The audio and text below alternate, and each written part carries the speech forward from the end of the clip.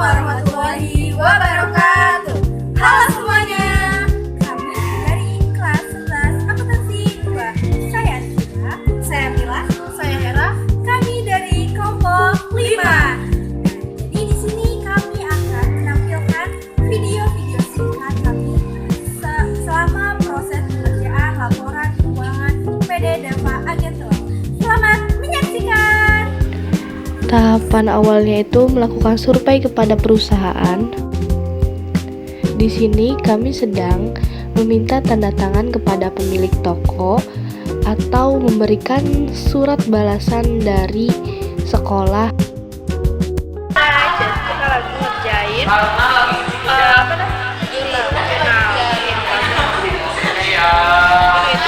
Jurnal penerimaan kas itu kita harus menganalisis transaksi perusahaan ini, baru kita posting ke jurnal penerimaan kas. Jurnal penerimaan kas itu jurnal yang kayak penerimaan uang ya. Terus ada juga JKP, pembelian dan penjualan itu kita nggak isi karena itu tuh kita nggak di MK juga ada kredit, nggak ada kredit, jadi kita nggak ngisi karena ini transaksi tunai semua, maka masuk itu ke penerimaan dan pengeluaran. Ini untuk tunai guys, dan ini untuk gua masuk premnya nggak apa-apa guys. Nah jadi ini kayak gini, kita harus analisis transaksi dulu ya. Dah.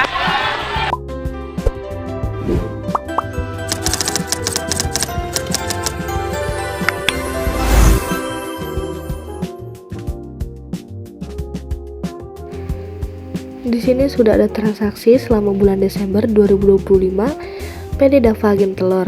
Di sini kita akan menganalisis transaksi dari setiap tanggalnya. Saya hanya akan memberikan beberapa contoh. Tanggal yang pertama dibeli dari PD Jaya Tani Berkah secara tunai, karena ini pembelian tunai, maka masuk ke jurnal pengeluaran kas.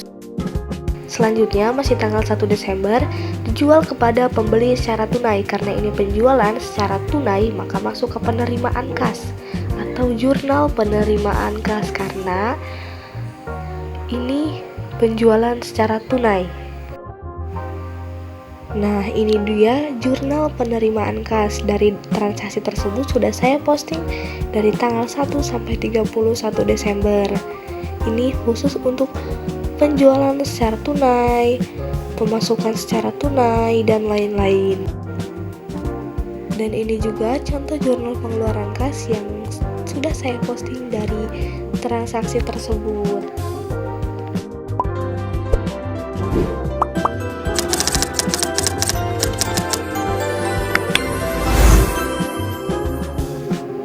Untuk memposting ke buku besar, pastikan jurnal khusus sudah selesai dan kita harus melihat neraca awal yang akan kita posting ke buku besar. Maka nominal yang ada di neraca awal akan menjadi saldo, dan setelah itu kita akan posting beberapa saldo dari jurnal khusus, yaitu jurnal penerimaan kas dan jurnal pengeluaran kas sesuai dengan akun-akun yang ada. Baik, di sini di sebelah kiri saya sudah ada neraca saldo awal dan di sebelah kanan saya sudah ada buku besar. Langkah awalnya itu di sini kita lihat akun kas nomor 1, kas senilai 70 juta di debit, maka kita pindahkan ke buku besar akun kas 70 juta di debit dan di saldo juga 70 juta. Untuk keterangannya saldo karena ini adalah saldo awal. Selanjutnya kita posting dari jurnal khusus, yaitu jurnal penerimaan kas.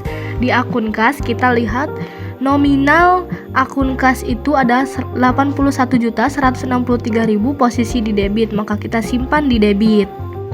Maka setelah kita catat di posisi debit 81.163 akan ditambah 70 juta, karena debit ketemu debit akan ditambah, debit ketemu kredit berkurang, kredit ketemu kredit bertambah. Simpan hasil dari penambahan tersebut di kolom debit di saldo. Kita lihat lagi di jurnal pengeluaran kas, posisi akun kas ada di kredit 82.248, maka kita posting di buku besar posisi di kredit dan akan mengurangi hasil yang tadi. Sudah dicatat di kolom kredit senilai 82.248.000, maka akan mengurangi dari 151.163.000 dikurang 82.248, hasil akhirnya 68.915. Nah, ini adalah kasnya.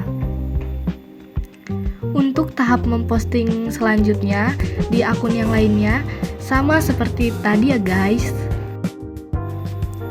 Nah, ini adalah neraca saldo. Bagaimana cara mengisi neraca saldo?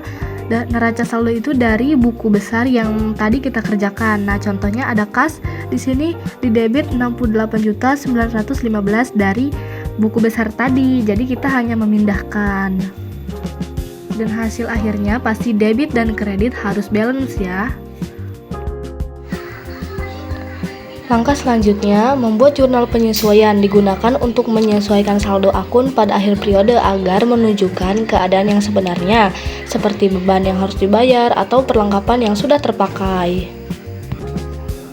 Nah, ini adalah neraca lajur, digunakan untuk mempermudah penyusunan laporan keuangan dengan cara menggabungkan data neraca saldo dan penyesuaian dalam satu tabel. Nah, maka di sini akan diketahui laba bersihnya itu. Jurnal penutup ini digunakan untuk menutup akun sementara seperti pendapatan dan beban agar saldo kembali nol untuk periode berikutnya. Contohnya penjualan posisi di kredit, maka kita simpan di posisi debit. Ini adalah laporan laba rugi. Laporan ini digunakan untuk mengetahui apakah perusahaan memperoleh laba atau mengalami rugi dengan cara membandingkan pendapatan dan beban.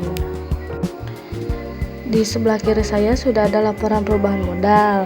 Laporan ini menunjukkan perubahan modal pemilik selama satu periode yang dipengaruhi oleh laba atau rugi serta penarikan pribadi pemilik atau PRIV. Nah, untuk di sebelah kanan ada neraca. Neraca itu berfungsi untuk menunjukkan posisi keuangan perusahaan pada akhir periode yang terdiri dari aset, kewajiban, dan juga modal. Selanjutnya, neraca perbandingan. Neraca yang menyajikan data keuangan dari dua periode atau lebih sehingga dapat melihat perubahan posisi keuangan perusahaan dari waktu ke waktu. Ini ada dua laporan arus kas, metode langsung dan metode tidak langsung. Metode langsung itu adalah laporan arus kas disusun dengan mencatat langsung penerimaan kas dan pengeluaran kas dari aktivitas operasi, investasi, dan pendanaan. Dan laporan arus kas metode tidak langsung ini, laporan arus kas dimulai dari laba bersih kemudian disesuaikan dengan perubahan akun-akun tertentu untuk mengetahui arus kas dari aktivitas operasi. Ini adalah langkah terakhir menyusun laporan keuangan.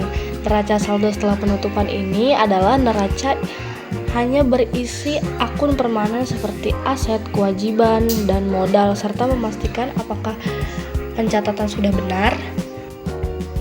Sekian penjelasan dari saya. Semoga bermanfaat dan mudah dipahami ya. Terima kasih.